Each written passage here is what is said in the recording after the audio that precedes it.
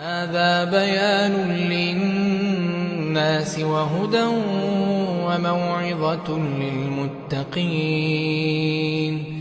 ولا تهنوا ولا تحزنوا وأنتم الأعلون إن كنتم مؤمنين.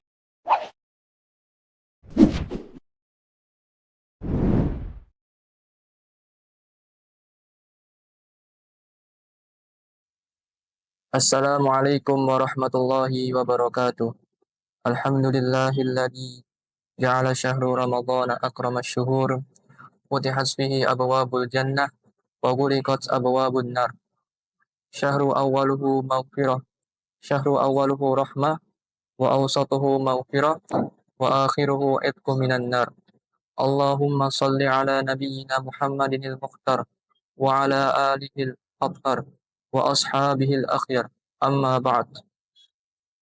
Rabbi israh li sadri wa yassir li amri wahlul 'uqdatam min lisani yafqahu qawli.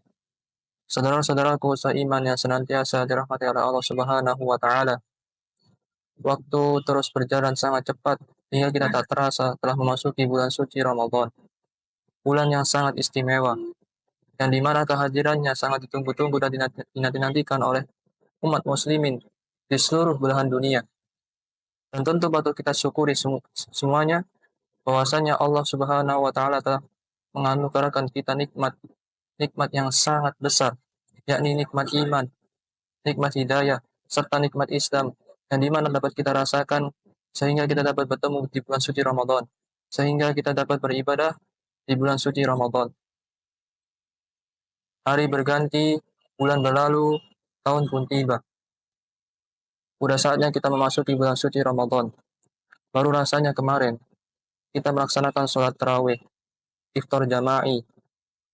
Lalu kita juga menahan hawa nafsu dari apa-apa yang Allah larang, dari terbitnya fajar sampai terbenamnya matahari. Terus juga kita melaksanakan yang namanya iktikaf di 10 malam terakhir di bulan suci Ramadan. Alhamdulillah, Allah sampaikan kita lagi di bulan suci Ramadan berikutnya di tahun 2025 dengan penuh kesehatan dan ketakwaan kepada Allah Subhanahu wa taala.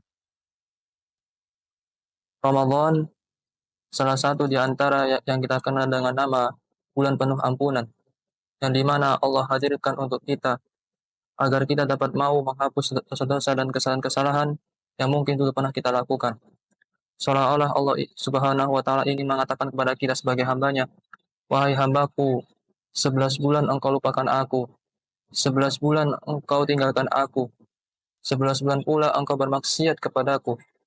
Wala tayasu min rauhillah, kata Allah Subhanahu wa taala. Janganlah engkau berputus asa dari rahmatku.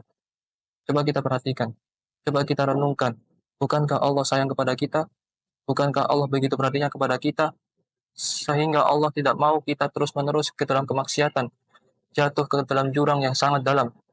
Allah tarik kita dari sebuah kemaksiatan dan dosa-dosa besar, yang mana Allah ingin kita bertobat kepadanya, yang Allah ingin kita kembali kepadanya, agar kita senantiasa mengingat Allah Subhanahu wa taala dimanapun kita berada. Oleh karena itu ya ikhwatus sekalian, hendaknya kita di bulan suci Ramadan ini memanfaatkan momentum sebaik-baik mungkin, mengambil kesempatan-kesempatan yang besar yang Allah berikan kepada kita, yang mana kita dapat menebus segala dosa-dosa dan kesalahan-kesalahan yang dulu pernah kita lakukan di bulan-bulan yang lalu. Mungkin Anda sekalian, atau bahkan saya pribadi dan kita-kita semua pasti pernah melakukan yang namanya sebuah dosa. Pasti pernah melakukan yang namanya kesalahan. Selama 11 bulan itu kita lupakan Allah. Selama 11 bulan itu kita lupa tinggalkan Allah. Kita terlalu fokus untuk mengejar dunia sehingga kita lupa dengan akhirat. Kita tinggalkan sholat. Kita nggak ngaji sama sekali. Bahkan kita tidak menyentuh Al-Quran sama sekali. Ibadah-ibadah sunnah kita tinggalkan. Maksiat kita tekuni. Segala bentuk-bentuk dosa kita kerjakan selama 11 bulan itu. Akan tetapi Allah hadirkan Ramadan. Allah kasih kita bulan suci Ramadan untuk apa? Untuk kita merevisi segala bentuk-bentuk dosa dan kesalahan-kesalahan yang dulu pernah kita lakukan selama 11 bulan tersebut. Maka dari itu ya ikhwatus sekalian, sungguh dan celaka dan rugi bagi seseorang yang mendapatkan bulan suci Ramadan yang Allah pinjamkan umur baginya, yang Allah pinjamkan kesehatan baginya, akan tetapi dia tidak memanfaatkan kesehatan tersebut, kesempatan tersebut sebaik-baik mungkin. Saudara-saudaraku seiman yang senantiasa dirahmati oleh Allah Subhanahu wa taala. Sebagaimana yang kita tahu bahwasanya Ramadan adalah bulan penghapus dosa, bulan penuh ampunan, yang mana Allah bukakan bagi kita pintu taubat selebar-lebarnya. Akan tetapi bukan dosa masalah kita, bukan maksiat masalah kita, bukan setan pula masalah kita. Masalah kita adalah maukah kita kembali kepada Allah Subhanahu wa taala? Maukah kita introspeksi diri, menyadari kesalahan-kesalahan kita, malu akan diri kita sendiri kepada Allah Subhanahu wa taala. Innallaha yuhibbut tawwabin. Sesungguhnya Allah Subhanahu wa taala sangat mencintai hamba-hambanya yang berbuat taubat. Ya ikhwatus sekalian, sungguh Nabi Muhammad SAW saja yang merupakan seorang nabi dan rasul, yang mana Allah utus beliau untuk menyampaikan risalah-risalah agama ini, yang mana Allah selamatkan beliau dari segala bentuk dosa dan kemaksiatan. Itu pun beliau SAW masih mau bertobat kepada Allah, masih ingin bertobat kepada Allah Subhanahu wa taala. Bahkan diriwayatkan dalam hadisnya bahwasanya Rasulullah SAW bertobat di setiap harinya minimal 100 kali. Bagaimana yang Nabi Muhammad SAW sabdakan, sekaligus bagi teguran bagi kita semua. Ya ayuhan nas, tubu ilallah wastaghfiru fa inni atubu fil yaum mi'ata marrah. Atau kama qala sallallahu alaihi wasallam. Wahai manusia-manusia sekalian, bertobatlah kalian kepada Allah Subhanahu wa taala. Beristighfarlah kalian kepada Allah Subhanahu wa taala. Sesungguhnya aku bertobat kepadanya di setiap hariku sebanyak 100 kali minimal. Masya Allah.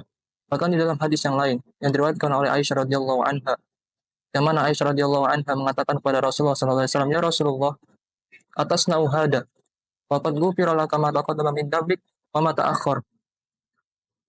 Jadi ketika itu Nabi Muhammad sallallahu alaihi wasallam bangun dari tidurnya, melaksanakan salat tahajud, ingin bertemu dengan Allah, ingin bermunajat kepada Allah, bahkan beliau memohon ampun kepada Allah. Saking khusyuknya beliau memohon ampun kepada Allah, beliau menangis hingga kaki beliau bengkak. Ketika itu Sayyidah Aisyah radhiyallahu anha melihat kondisi beliau dan khawatir. Maka Sayyidah Aisyah radhiyallahu anha mengatakan kepada beliau, "Wahai Rasulullah, kenapa engkau sampai segininya?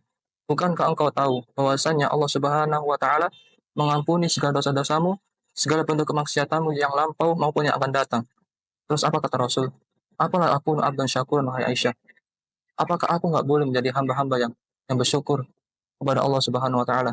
Masya Allah, beliau ini nabi, beliau ini rasul. Allah jamin beliau surga, yang mana Allah selamatkan beliau dari segala bentuk kemaksiatan, yang Allah jamin surga tanpa hisab. Bayangin, itu pun beliau masih mau bangun dari tahajudnya, melawan hawa nafsunya, melawan kantuknya, untuk bertemu dengan Allah Subhanahu wa taala, kekasihnya. Sampai-sampai istrinya beliau Sayyidah Aisyah radhiyallahu anha khawatir dengan kondisinya dan menanyakan, ya Rasulullah, kenapa engkau sampai begini?"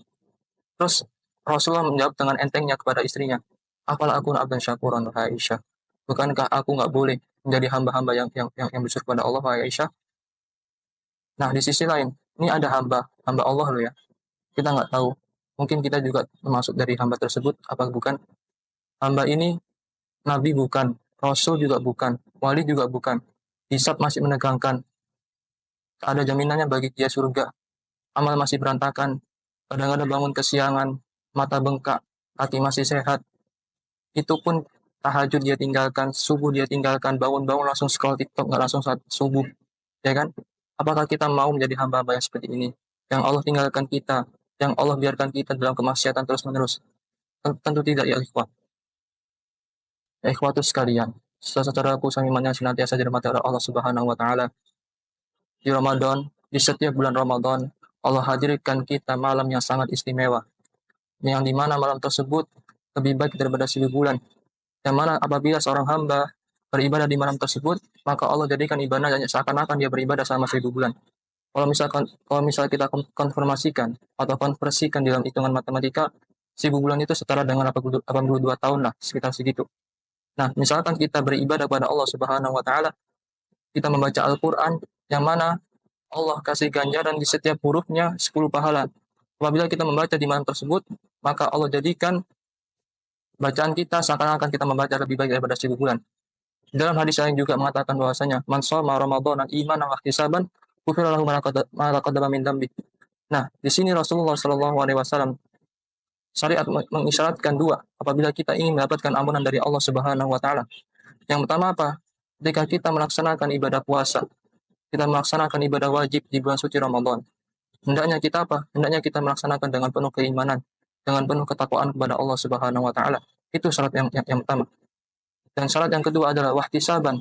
Ketika kita ingin Allah mengampuni dosa-dosa kita, maka hendaknya kita melaksanakan ibadah-ibadah tersebut dengan mengharapkan keikhlasan, mengharapkan keridhaan dari Allah Subhanahu wa taala, mengharapkan pahala dari Allah Subhanahu wa taala saja, tanpa hal-hal yang lain, terutama dengan hal-hal yang berkaitan dengan dunia.